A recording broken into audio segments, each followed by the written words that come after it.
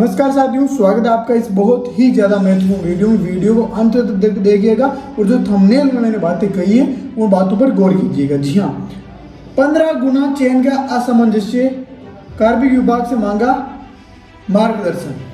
राजस्थान कर्मचारी चयन बोर्ड के अध्यक्ष हरिप्रसाद शर्मा का एक बयान है कि उनके पास एक बड़ा असमंजस्य ये उत्पन्न हो चुका है कि उनको समझ नहीं आ रहा है कि किस प्रकार से आगे की जो प्रक्रिया है 15 गुना 20 गुना किस प्रकार जो सीईटी का स्कोर कार्ड है उसके आधार पर जो विभिन्न भर्तियां हैं 7000 पदों के लिए, विभिन्न जो भर्तियां विभागों में है 7000 पदों के लिए वो क्रम से देखो आप इस प्रकार है।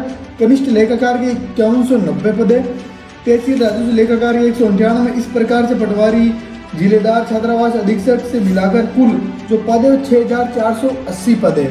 इन पदों पर जो वैकेंसी आने वाली है उनके लिए सीईटी करवाई गई। सीईटी स्नातक स्तर की ये भर्तियां हैं, इन पर जो एग्जाम मेन सीईटी जिसे मेन कहा गया है जो होने वाला है उसको लेकर अब कार्मिक विभाग से आरपी यानी राजस्थान कर्मचारी चयन बोर्ड ने मांगा है सुझाव, मार्गदर्शन मांगे है कि हम क्या करें, हमारे पास कोई ऑप्शन नहीं, हम किस प्रकार से चयन करें।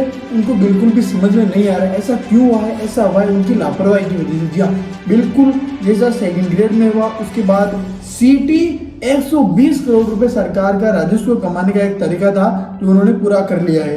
अब हालांकि जैसे चुनाव नजदीक आ रहे हैं उसके आधार पर वन टाइम रजिस्ट्रेशन का भी एक ऐलान, एक योजना सरकार लेकर आई कि एक बार आप रजिस्ट्रेशन कराओगे तो आपको बार बार फीस नहीं देनी पड़ेगी। लेकिन जैसे ही सरकार, जैसे आपको पता है 5-4 महीनों में ही कोई वैकेंसी नहीं आने वाली, आचार संहिता लागू हो जाएगी, उसके बाद जो भर्तियों का तरीका रहेगा वो भी चेंज हो जाएगा, है ना। जो वन टाइम रजिस्ट्रेशन ये आने वाली सरकार हालांकि ये आती है तो रहेगा, ये भी नहीं आती है तो वो बंद हो जाएगा, उसको रद्द कर दिया जाएगा।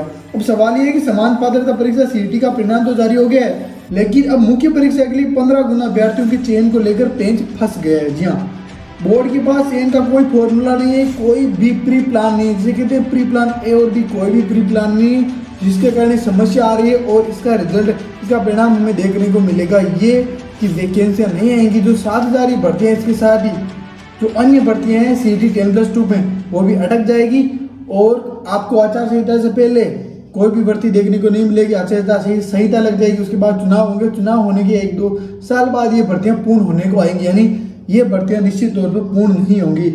ऐसा आप इस रणनीति के इनको सिस्टम को देखकर समझ गए होंगे।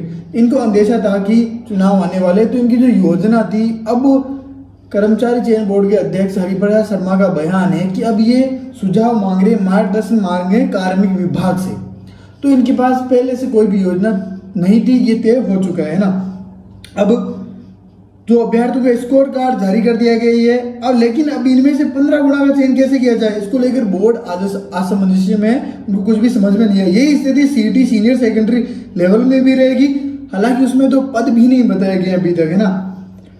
इसी स्थिति से निपटने के लिए बोर्ड ने 15 गुना को लेकर कार्मिक विभाग से मार्गदर्शन मांगा है। अब कब कार्मिक विभाग मार्गदर्शन प्रदान करता है, कब इन 7000 भर्तियों का निस्तारण होता है, ये देखने वाली बात रहेगी, है ना। विभाग से मार्गदर्शन प्राप्त होने के बाद ही 7000 भर्तियों का सिलसिला आगे बढ़ पाएगा, ये भी चीज मैंने आपको बता दी थी। अब एक बार हम हरिप्रसाद शर्मा अध्यक्ष राजस्थान कर्मचारी चयन बोर्ड का स्टेटमेंट पढ़ते हैं। वो कहते हैं कि सीईटी के बाद मुख्य परीक्षा के लिए पदों के मुकाबले 15 गुना का चयन करना है, लेकिन इसके लिए हमने कार्मिक विभाग से मार्गदर्शन मांगा है।